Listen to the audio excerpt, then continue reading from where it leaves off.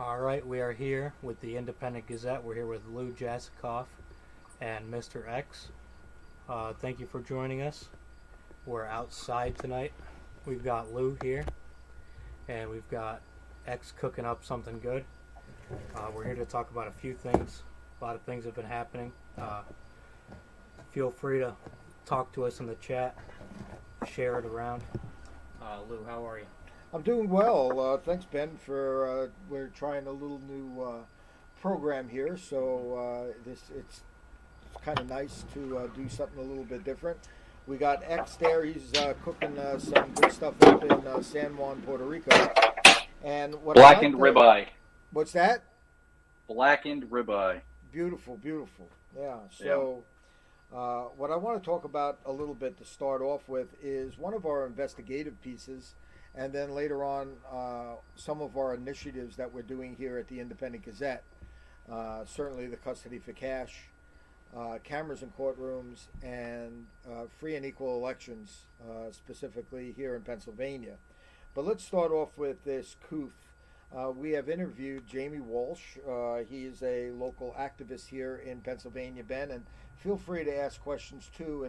And you too, X, after I kind of lay this out, there's a lot of things that I have met with folks here recently, both with Custody for Cash and with Kooth. And I would like to use our show today also as a some kind of not only a barometer, but kind of a timeline on what we've done so far. So recently, Michael Lacey, who works and has been part of the Independent Gazette since we started quite a few years ago, sent a letter out to Aaron Coffer, who is a state representative here in Pennsylvania, and also Alex Rinkavage and Senator Lisa Baker. And there were a number of questions. I had a exclusive interview with Aaron Coffer, once again a state representative here in Pennsylvania, out of the Kingston area, which is over by Wilkes-Barre for folks that might not be familiar with Pennsylvania geography. And so there were a number of questions we went over. We sat for a little over an hour, and quite honestly, we didn't get through as many questions as we necessarily wanted to, but we certainly had a little bit more of a background on what this Kooth is, Kooth. That's an app, Ben, right? Maybe you could explain that. It's an app, a mental health app for kids. Mental health app, right? Given to schools. Kids log on. They can talk to counselors and other students anonymously, all text-based, and the counselors, as far as I can tell, they have some sort of behavioral experience, training, something. Well, that's a good question that we're going to have to come back with, because I never did get any kind of answer or even bring that question up. Mm-hmm. Who are these people, and what is their background, and what is their educational background, and how and who are they giving this information to? So hold that thought. Let's just get through the questions here a little bit, X, and then you too fire away at some questions, X, and as we have a question and answer period for all of us, maybe we'll be able to explain as best as we know to this specific point in time what Kooth is. So once again, Michael Lacey sent off a number of questions, and I'll read the questions and try to explain very, very briefly how I understood these questions to be answered. So number one was, how and who introduced Kooth to the state of Pennsylvania and our lawmakers? From what I understood, and once again, as we do with all our investigative journalism, X, and as you know that, it's a process, and we go through this, and we question each other to make sure we have things right. So this is to my best recollection. I'm not saying that it's exactly right, but as far as I know, I'll try to answer this as best I can. So who introduced Kooth? From what was told to me, Kooth is lobbying every state in the United States on this particular thing, and they did come to the legislators. So who introduced Kooth? Kooth introduced themselves to the legislators. how did Kooth get into the budget, and who introduced it into the budget? How is this program paid for? What is the expected cost if the state goes statewide? I do not know what the cost will be statewide. Locally, as a pilot program, they were given $3 million. How does it get into the budget? There's a budget committee, and I thought maybe it was Jasikoff, but it might not have been, who at least brought the issue to the budget committee, and the budget committee decides what gets into the budget, and then it goes before the whole state legislator, and then eventually to the governor to get signed. Since we are, the number 3 question was, since we are a pilot phase of this program, who determines the success and what parameters are used to determine success? I do not know that answer. We were told that we probably need to talk to the representative of Kooth, who is Brian Thomas, who is also the mayor of 40 Fort. Now, 40 Fort is a town next to or adjourns Kingston, Wilkes-Barre area, Pittston. It's all the general area there. So once again, folks that are not familiar with Pennsylvania geography, that's where 40 Fort would lie. So he is the go-to guy, and he's the mayor of 40 Fort, which raises a lot of questions for me, and hopefully you guys have some questions about that also. They have an office in 40 Fort. I don't know who they rent from, how they're tied in, but evidently he's on the board or something of that nature. He is paid as a consultant by Kooth. Oh, so thank you. Now, so Ben is just telling me now, have you confirmed that some way, Ben, or has somebody told you that? Yeah. That is confirmed. Do you know what he's making? I have no idea. Okay, so we need to ascertain what he's getting paid and what other strings are attached to this. X is always, there's always strings attached to certain things here. So when data is collected on our children, who has access to that information and what is done to that information? Who has access to that information is Kooth. We know Kooth has access to that information, but what's done with that information, I'm not sure. Our parents and caregivers made aware that their children have access to Kooth for mental issues. This is the number 5. The age consent for mental health issues in Pennsylvania is 14. That's okay. So let's always remember this part. We know that none of these social media or any of these things that are out there are secure with keeping your information when you log online. Like, you think you're on some anonymous site, and I can guarantee you, when you start typing in questions, or these kids who are underage, mind you, and this is part of the problem that people are worried about, like with TikTok and stuff, how it's data mining, scraping stuff along. So whatever this Kooth thing is, I am 100% sure that there will not be a person's just randomly assigned a miscellaneous number that a government agency or a company would have to get a court subpoena to in order to uncover the name of the individual. So hold that thought. And you see, this is what's great about doing what we're doing right now. Because, Ben, one of the things that we want out of this, and kind of what I said to you, this will, after we do this interview, you'll be able to go back and start putting some of the questions and some of the things that we need to find out. So X just brought up a fantastic point. One of the questions that we need to ask Mr. Brian Thomas, mayor of 40 Fort, paid consultant for Kooth. I want to continue to bring this up. That's important. It's a contentious point. It could be a very contentious point. Has Kooth, and we need to have these questions formulated for Mr. Thomas, has Kooth ever been hacked? Has their information ever been hacked in the past? Do they? X just brought up a fantastic point about this. So they've been in business for how long, Ben? You probably know. Over 20 years. Over 20 years. In London. In London. They're London-based. Since the early 2000s. Okay. Or 2000, around there. Until now, they still operate there to this day. Okay, so they have a little bit of a history. So what X just brought up is very good. It's a fantastic point, but we have to. And let me throw one other thing. Remember, England, United Kingdom, wherever, the rest of the world has less protections for the individual from government surveillance than the United States. So remember, what has happened that we learned from Edward Snowden was that when you make a telephone call and you think it would be going across the street, what the NSA started doing was they were routing phone calls out of the United States, which then technically meant that the government could look and listen to Israel, and then the call would get routed back.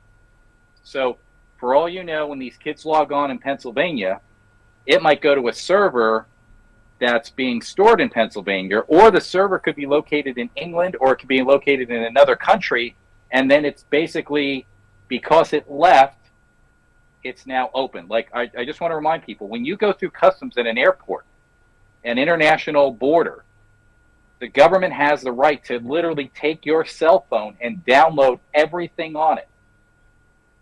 Okay? That's no different than searching your suitcase. They now have the ability that they can take your cell phone and search it. But what they prefer to do is make you think that it is safe, and then data strip the information out of it. Okay. So these kids might be in Pennsylvania, and their data leaves the country, and now it's open, and Kooth might have it in a server that's in Israel or Turkey or some other place, and now it doesn't apply. It's in the Isle of Man or the Isle of Jersey, which is like notorious tax havens, but they're also privacy things that could warrant, surveillance in some way, shape, or form. But all right, continue. No, and those are all good. So let's get that as part of our questions for Brian. Yeah, where's Thomas. the server located? Like, how do I know where it goes? Because this is the sleight of hand that all of these tech companies do. You think like, oh, it's only at Apple, and I'm like, no, the server is located someplace else. Yeah. Right. So this is once again, X. So what we're basically doing here today is laying out a series of questions for Brian Thomas, who once again is the mayor of 44th and paid consultant for Kooth, who now have their offices in 44th. And one of the questions I want to know, and these are pointed questions, but that's what we do here, is does he own the building? Are they renting? I would love to know that. Well, we need to know that, and these are the things that we do as an independent press. This is not going after anybody, but it's this goes X. Did we lose X, or we still have him? No, I'm still here. Oh, okay. So once again, X, this goes to the sunshine and clarification and so people know exactly who we're dealing with, because if Lou Jasikoff is now bringing an app that obviously, I mean, even though in the scheme of things $3 million might not be that much in Pennsylvania, it's a lot of money to be given to a company. And if I'm the guy bringing that to you guys, no, there, of course, and knowing, so these are just questions we have to ask, and these are very important questions, because we have found here in the past, and I'm bringing this up once again, that when Pango, if you remember, X, we did a little Tango with Pango. Pango is the meter system, the coin meter system when you're parking meters. And we found out that after Pango came to Scranton, the former governor of Pennsylvania was on their board. So there's a lot of these things that are going on, and this is what we talk about: the nepotism, cronyism. Again, all of these deals always have some way. And remember, one of the things we also have to remember is it's not the people that are on there. Remember, when we were dealing with the toll system in New Jersey, when we were talking to the New Jersey Turnpike people, they were explaining how, when a new administration comes in, basically they give relatives and friends like these jobs of like, you're in charge of this 20-mile stretch of the turnpike. And it'd be like, well, I can't give it to him, but I'll give the job to his wife, who works as a baker, but now she's in charge of 20 miles of the New Jersey Turnpike and starts to pull down a big salary. Right, yes. And there's always these 10% for the big guys. 10% for the big guys. There you go. So let's get to the next question. Are parents and caregivers made aware that their children have accessed Kooth for mental health issues. X, you just said something before, and I just want to make sure we have this clarified the right way. You said they're minor children. Let me state this again. In Pennsylvania, a law that's been on the books for, as I understand it, quite a few years, the age of consent for mental health is 14. Oh, can I touch on something? Yes, there? please do. Okay. So Kooth has moved in to our area, which is 44 Kingston, that whole area, Lackawanna County, Wyoming, and Luzerne County, for schools in our area. Philadelphia County, which has over a dozen schools that all use Kooth, all of them use Kooth, is 11 to 18. So it falls outside of that range, and a lot of kids in a school around here, they could be 13. Very good. They could No, be 12. this is great points, X. And once again, this is why we do interviews with individuals. We find out, and we get one side, we get the second side, the third side, and then we do our own investigation. So that's good information, Ben. Yeah. That even though age consent for mental health is 14 here in Pennsylvania, it's being accessed to people underage. Therefore, are the children's parents being notified that they are getting access to Kooth? Right. Good question. I don't think they are. You don't think they sure. are, right? But as that's far good. as I know. Yeah, from what we've been able to gather, that's one of the sticking points to this whole thing. Mm-hmm. Fantastic. All right, X. Who determined that our area school districts would be part of the pilot program and why? Once again, the information that was given to me, Ben, you might have more information on this, was that it's up to the individual school board. So Mountaintop, evidently locally here, has turned it down. Do you know anything more on that? Is this a school board based decision? I don't know anything more, but I am thinking though. You say, "Oh, Mountaintop turned it down." So who's introducing it? Who picks? What schools they're pitching it to? Is that someone from Kooth? Is it someone from the budget? Good question. I don't know. I would think that a memo goes out that if it's a pilot program for Luzerne and Lackawanna County, and we need to find this out, that a budget goes out to the school boards and say, Kooth is now available for this, and this. So we have to get that letter and Call find Brian out. Thomas. Yeah. And call Brian Thomas, yes. Yeah, and Brian Thomas is needs to be interviewed relatively soon. So who determines that? I don't know. Since Kooth is a publicly traded company on the UK Stock Exchange, are Pennsylvania lawmakers allowed to invest? Theoretically, no, but that does not mean. I mean, evidently they're on the board. So we do have lawmakers here once again. I'll continue to bring his name up. Brian Thomas, the mayor of 44th and a paid consultant of Kooth. So we need to find some of these things out. So X, some of the problems are when you interviewed. I think you interviewed Jamie Walsh. I think you and Ben did at the time. I don't think I was on that interview. One of the questions that brought up was it this transsexual stuff? Was any of this stuff brought up that kids, if they felt as though maybe they were the wrong sex, and this is a very lightning rod kind of issue, especially for social conservatives.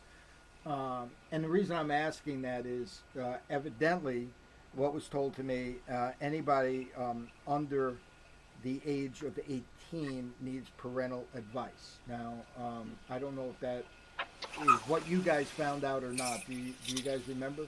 Is that laws of Pennsylvania? Yeah, we're just talking Pennsylvania right now. Well, I know Kooth advises on those things. They do. And they do not direct you to your parents. There is no situation besides self-harm in which Kooth will contact, anybody, whether it's your school, your parents, anybody, apart from crisis intervention. Okay. So Kooth is completely anonymous.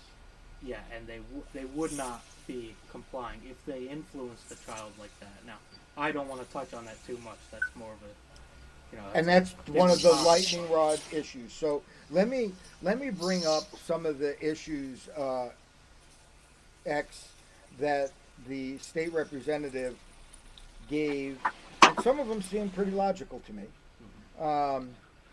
why they moved ahead with this pilot program. So one of the things was after the Parkland shooting.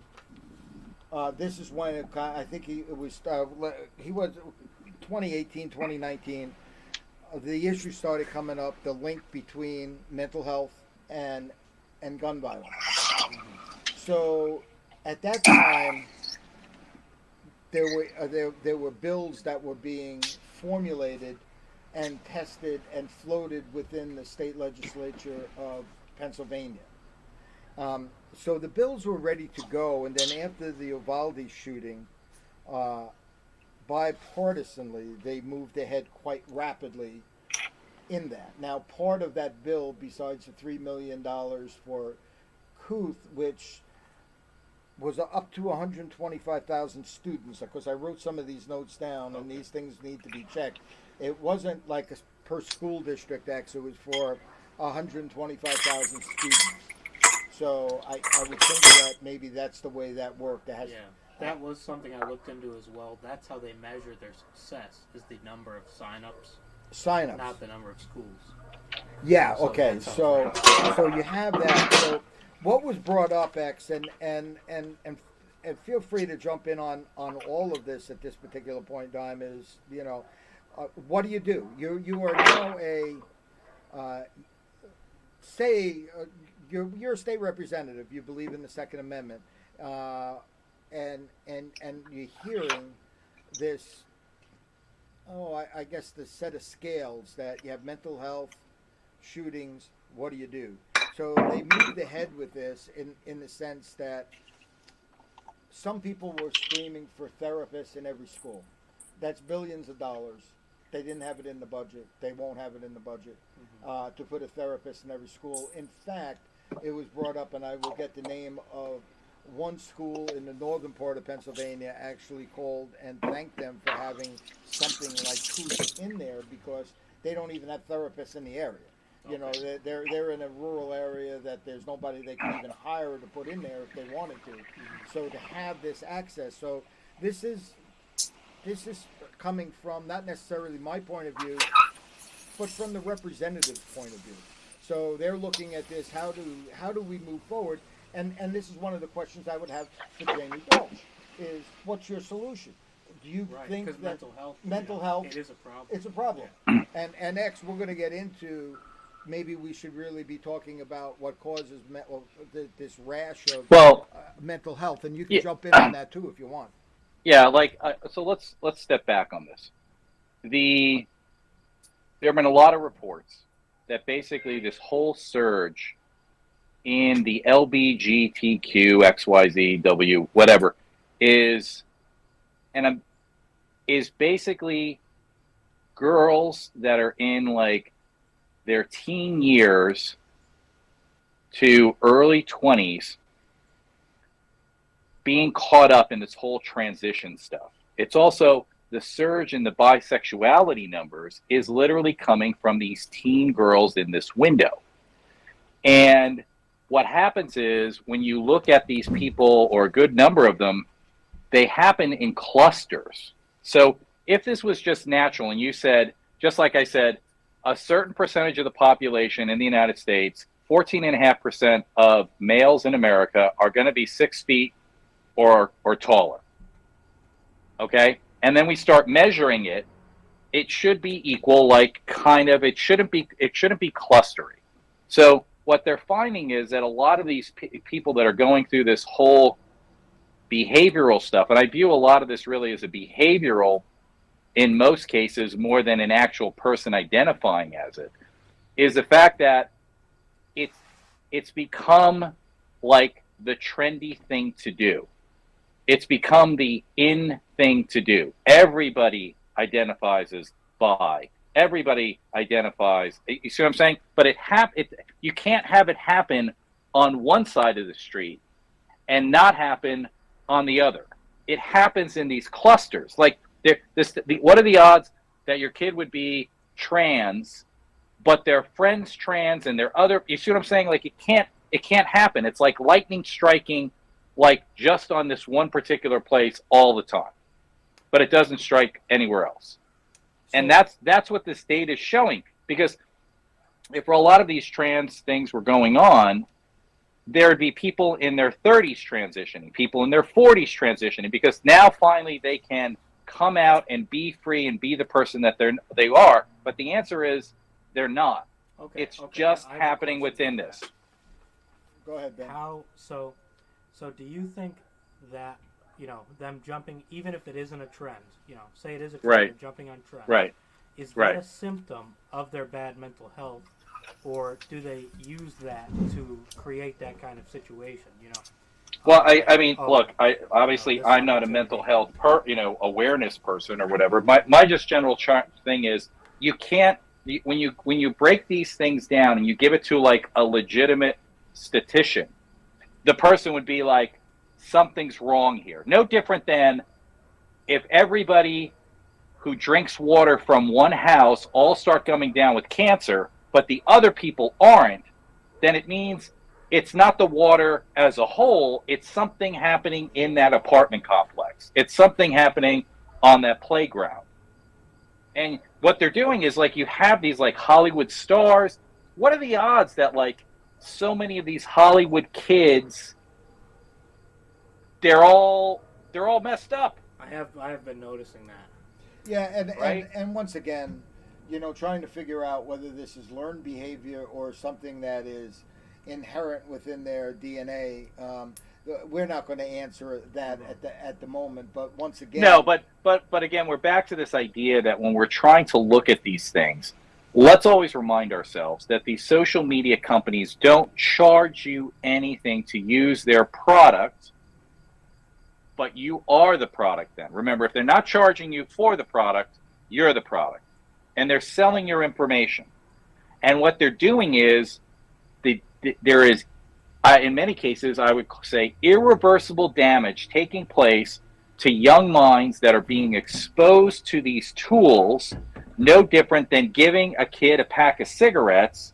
And even if they limit their smoking or whatever, it's just the odds of them getting mentally scrambled are so much higher. This is why, like, I believe it's the girls' teen suicide rates, and the problem is the good part is men tend to be more violent, they'll use guns and they'll end up killing themselves, but women are attempting suicide and failing, or attempting and crying for help, so to speak, at record levels. So something's wrong, something's different with this generation.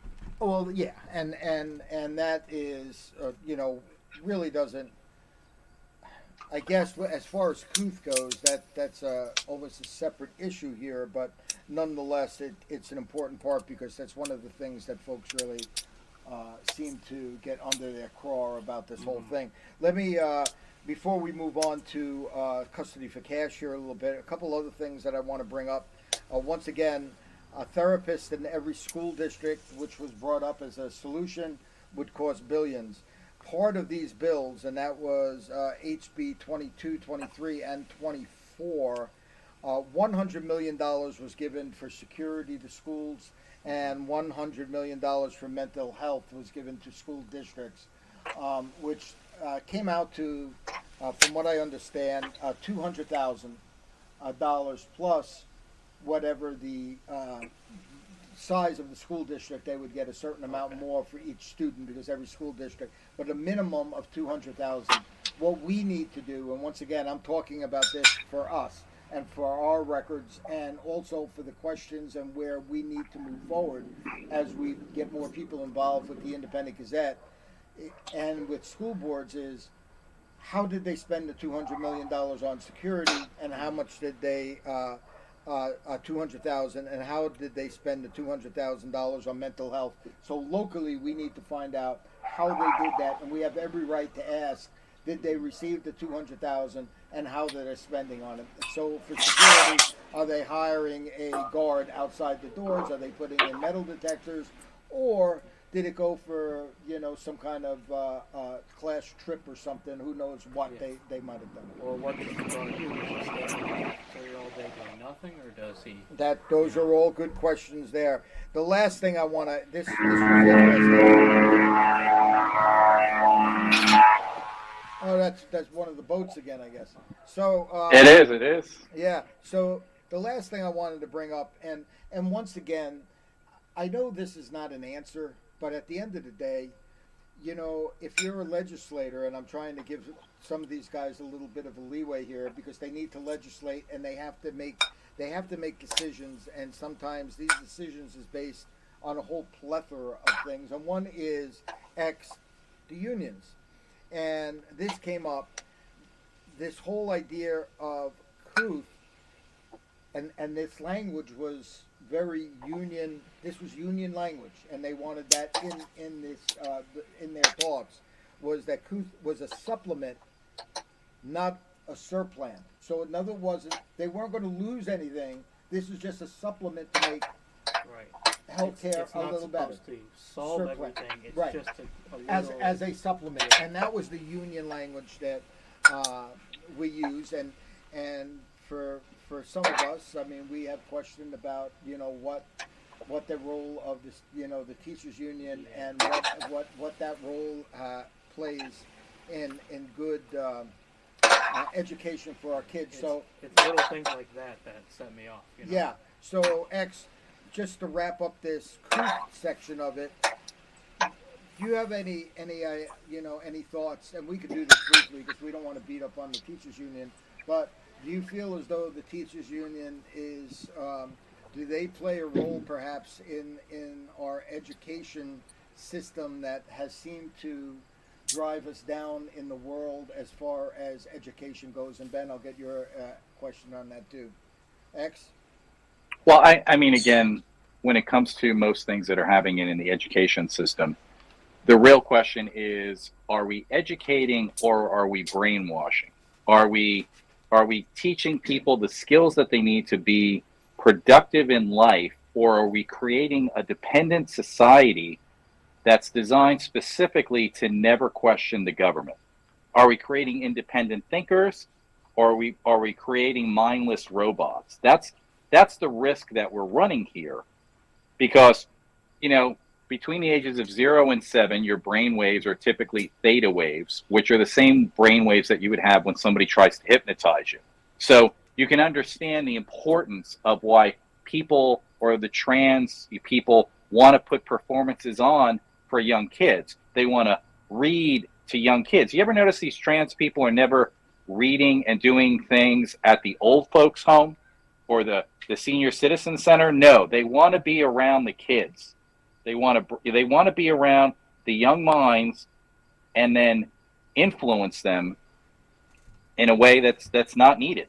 And this is the danger of the young mind forming, because again, to quote one of the people during the gun legislation, a person's brain or a male brain isn't fully formed until the age of 24. And then Massey, who was a congressman from Kentucky, said, well, if that's the case and their brains aren't formed and you want to limit guns, why are you allowing them to join the military? You know what I'm saying? So here's another one of those catch-22s. It's okay if the government can give you a gun and your brain's not formed, but it's not okay if you get one yourself. You see what I'm saying? Like, this is the idea of using humanity as a form of non-chained up slaves to do what they want. There you go, but, Ben. Right? Any last thoughts on the Kooth or overall or what you think of the union? The point about the teachers union, I have one thing to say about it. What choice would a teacher even have in that situation? If a school is implementing that, and they might see something wrong with a kid, and they might want to reach out to his parents, do something kind of, more old-fashioned. But the school tells him to go on to Kooth. The kid's on Kooth. Kid's not even supposed to tell his parents. What can the teachers even do either way? What would they do? And save that point and put that in our questions that we need to, once again, and we'll leave it at that. Mr. Brian Thomas, the mayor of 44th and paid consultant for Kooth. Let's make those questions for him, and we'll get there. So that kind of wraps it up this week as far as Kooth goes.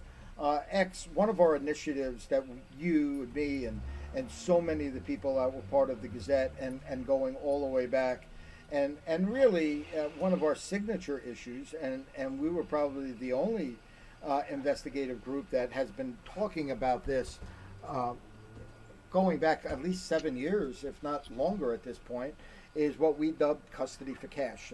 Certainly in this area, Kids for Cash is well known. For folks that might be listening outside of the Scranton area, if you look up Kids for Cash, you will see that a couple judges are now serving their time in prison for sending children away and getting kickbacks for very, very minor offenses, some as long as 6 years. So very brutal. But at the time, as you remember, whether it was, we used to play clips from Nancy Schaefer, who was a state senator from Georgia who eventually got murdered. Right. Mysteriously. All the people that came forward,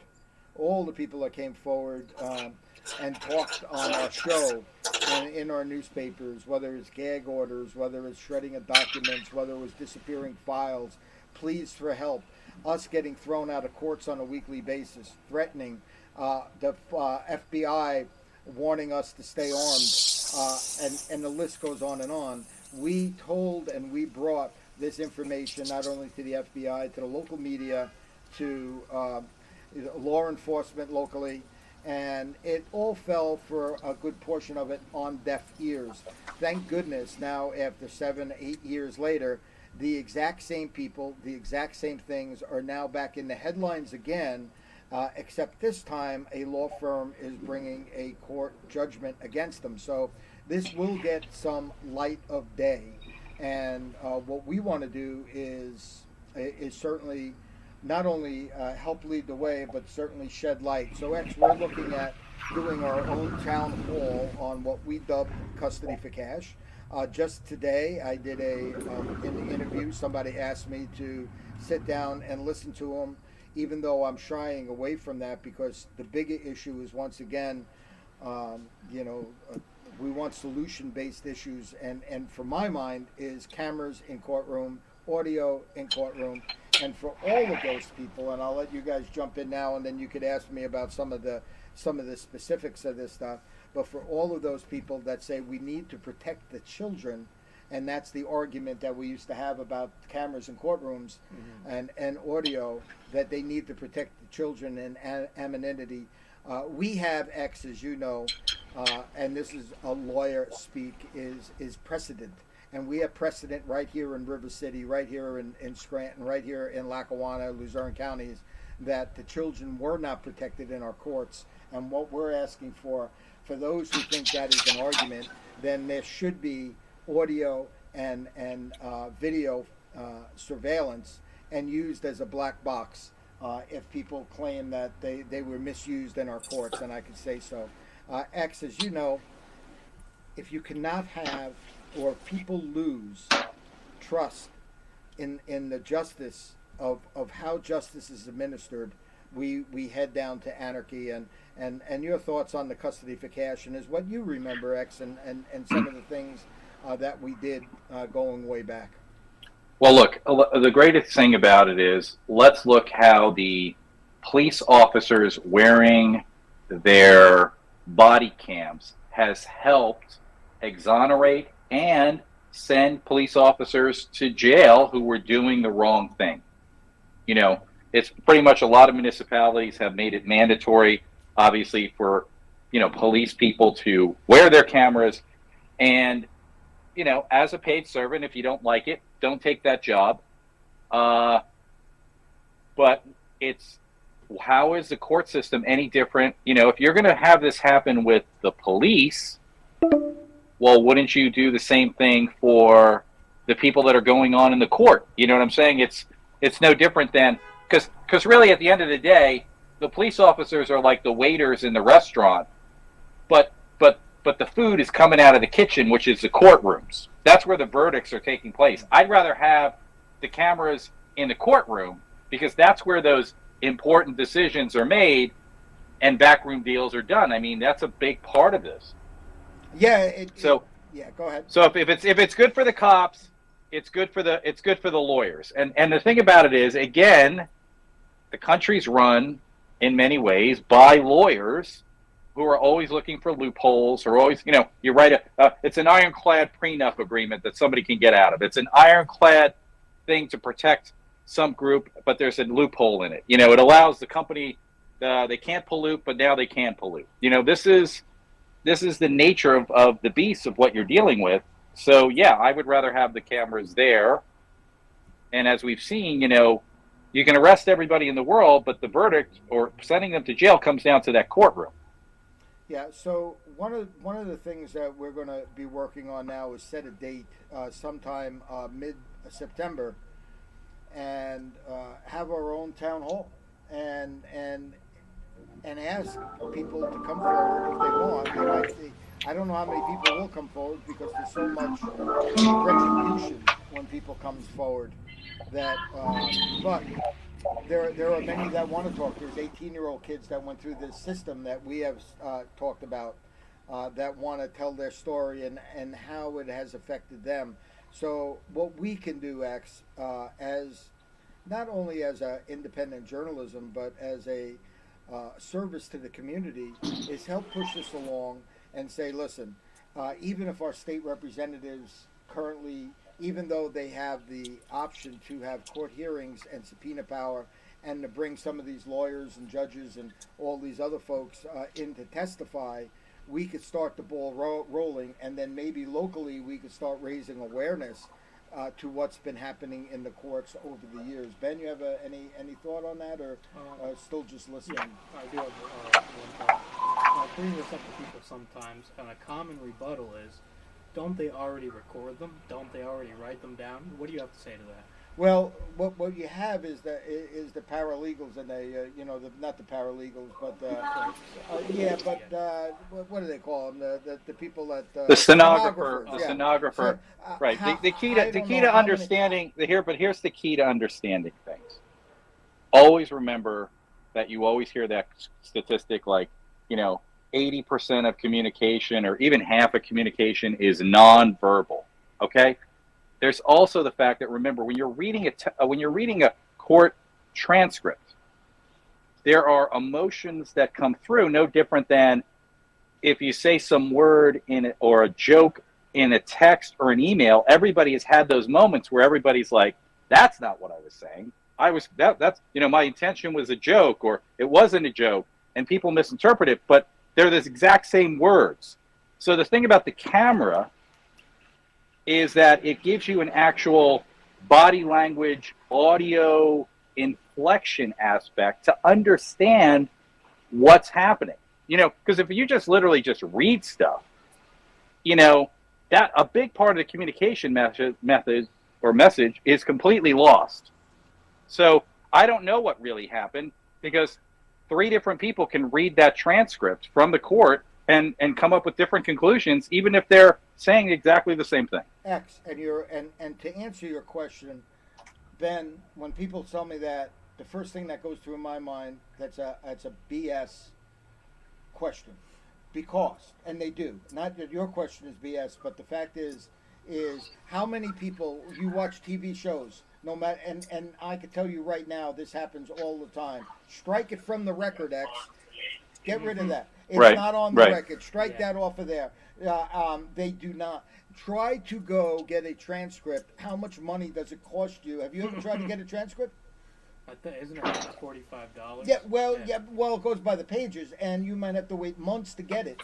Yeah. And then when you get it, you're reading this and say, well, that's not what happened in the courtroom. Right. I mean, I could give you instance after instance after instance. They, in my opinion, the reason they have stenographers is because they do not want to have sunlight in the courtrooms. It's simple. Well, look, and here's the important part. There was a time where that was needed because there were no recording devices. Yes. Okay? And here's the whole point. And the other part was the stenographer was there to make sure that obviously all of the words, and that's why they would say, "Can you read that back to me?" And then the stenographer would make sure that whatever the person said there was a firm record of it. Well, I'm back to this whole point of you should use as much technology as you possibly can to make sure that everybody knows what's actually going on. Yeah. Okay? Yeah. And it's and you have to change with the times, you know. No different than maybe, you know, for all I know, this Kerr system or whatever that they're talking about, maybe that's better than having a BS high school guidance counselor that doesn't care about you. Like, remember, you know, a part of the high school guidance counselor is another one of those kind of de facto psychological people, right? That's supposed to be there to help you. And how many people, you know, Lou, how did your high school guidance counselor help you out? You know what I'm saying? You know, I didn't know. there's this great viral video of this girl who's a valedictorian of the class, and she basically just rags on everybody that was there, like, and no help from you, and no help from you, and I had to do, you know what I mean? Like, she just like goes off on every one of them as showing like how literally they all failed at their job. But thank God this girl had a platform to say something because she was a valedictorian, but she finally, for the first time, could rag on all these people that were so negligent in their job. So Anyway. when it comes down to the courts, I think we agree All right, so on all of this. right, we could say Independent Gazette is 100% in favor of maybe not even one camera, but multiple cameras in the court. As many as possible. As many as possible. Absolutely. X, There we go. How many people? Listen, there are how many courts, even locally, you're not allowed to bring your camera, your phone in there because they don't want recordings or anything done under the guise that they're protecting the innocent. They're protecting. It's all a bunch of crap, is what it is, quite honestly. And who they're protecting is themselves. And once again, precedent, X, precedent. That's lawyers love that, and we have precedent right here in River City once again that we do not have justice and children are not protected in our courts in Northeast Pennsylvania. It didn't happen with Kids for Cash. It hasn't happened with Custody for Cash. It's still not happening with Custody for Cash. And unless we make a change, it will happen in 70 years from now, hence, that the same people will be having their hands out. X, I can tell you right now, I have bags of people that came to me with their information. I still have them. Once again, do you mind, like, we could bring up, the one lady who's thrown up against the wall, broke her back, complaining that her ex was raping the children. She was told that she was a lunatic, and sooner or later he got caught raping the kids, and he's in jail, evidently for life. I mean, we have people here, 133 drug tests, passed every one. Do we believe it as an Independent Gazette? No. Bring me the tests. And you see, well, the tests are good. And then you find out it's the guardian, the person sending him to the drug tests. Sending him to the drug test, X, is owned by the lady's mother and stepdad. And then when he complains to the judge, he's told that he's delusional. He has to go to Harrisburg, 2 hours drive from here, down to a psychiatrist who we have the letter once again. If you want to see your kids, you need to come see me, sign over your HIPAA rights, and bring a cashier's check for $10,000. Right. This is what's happening. Absolutely. This is what's happening. So. I mean, so much to go over, but again, what we're dealing with again is, power corrupts, absolute power corrupts absolutely. Let's remind ourselves that at the end of the day, the final arbiter of everything is the court system. Okay, it's the same court system that said, Lee Harvey Oswald acted alone. It's the same court system that, they gave Jeffrey Epstein his things. So let's just remind ourselves, he who controls the courts, in part, controls how the laws that are intended to help the public can get perverted.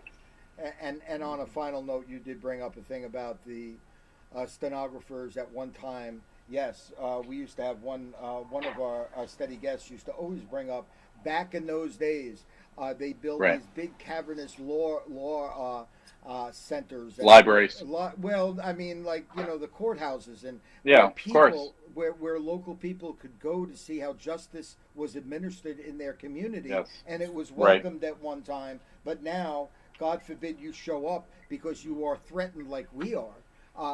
For arrest, and that's exactly what happened. So Custody for Cash, we're going to stay. Oh, let me just to have it on the record for us a little bit, so we could go back. I won't mention any. Well, I'll mention a few names. Once again, Brenda Coble, right in the middle of this one. Lady, grandmother, 80-year-old grandmother, lost their kids. Asked me to come sit down with them. They told me all kinds of stories.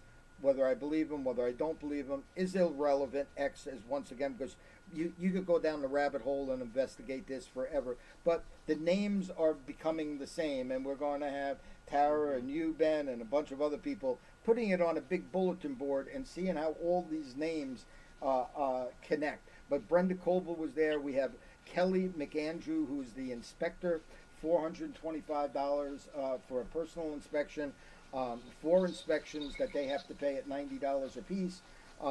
This lady claimed that a lawyer $1,200 cash. They don't give any kind of receipts. We have this all over the place. Cash. Let's also remember, when you hear about these numbers, wasn't there some article out the other day that like something like over half the population of the United States can't come up with $500 if they needed to? I believe that. Yeah, it was some. The lady I was talking to today is a psychologist, a nurse who worked for 15, 20 years, works for the state. One of the questions I asked her was, and now she lost her kids. Yeah. Have you ever been, written up in your job over all these years that you did something wrong? That's one of the questions I asked her. I said, I hate to ask you, do you do drugs? Do you do this? Have you ever been written up that your work was no, never? So these are the things these are the questions we need to ask, and at the same time it brings some credibility. The reason I bring up some of these numbers, I did one of the ladies that was part of our rally years ago has claimed that she has over $100,000 in receipts. This is what happens. Not only do they break you financially, emotionally, spiritually, you name it, you're broken.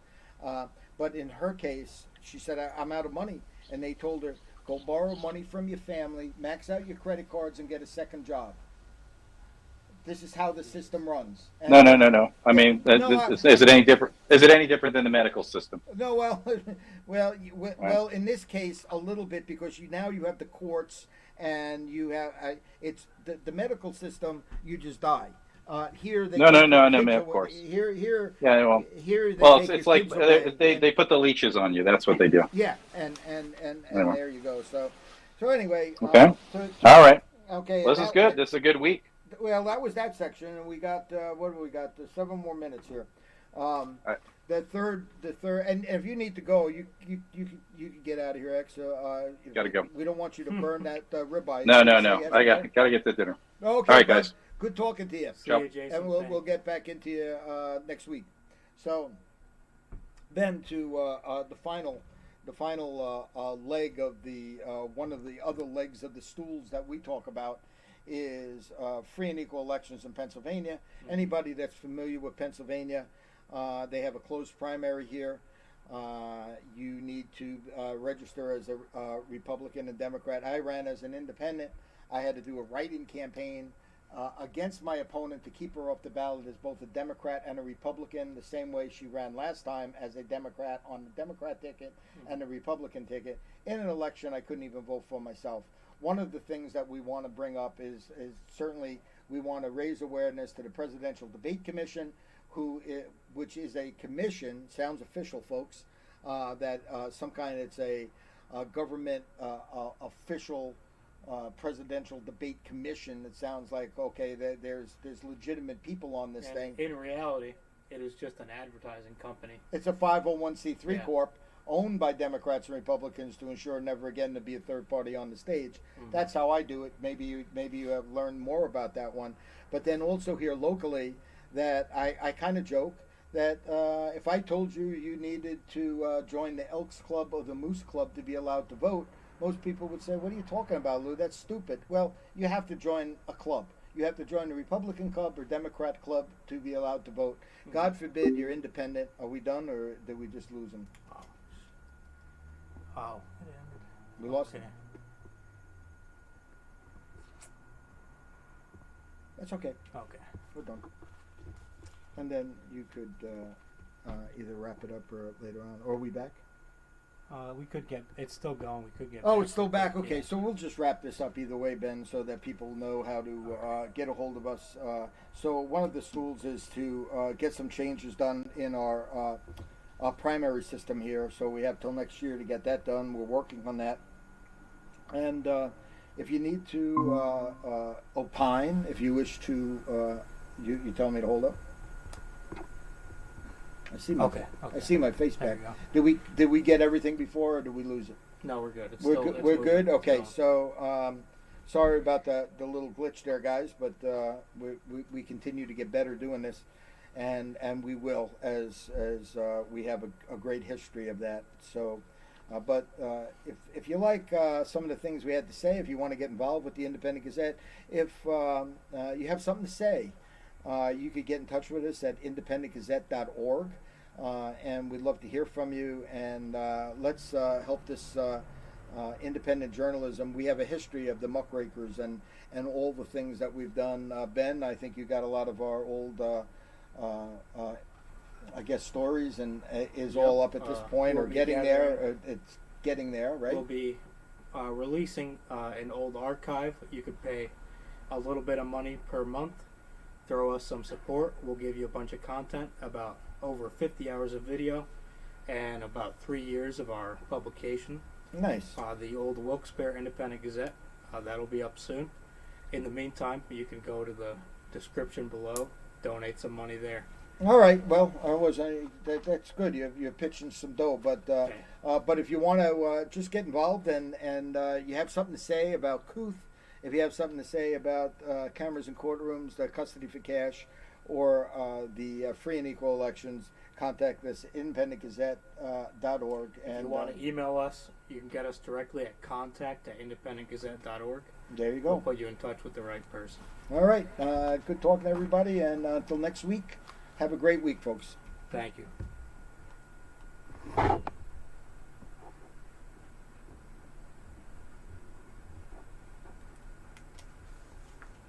There you go.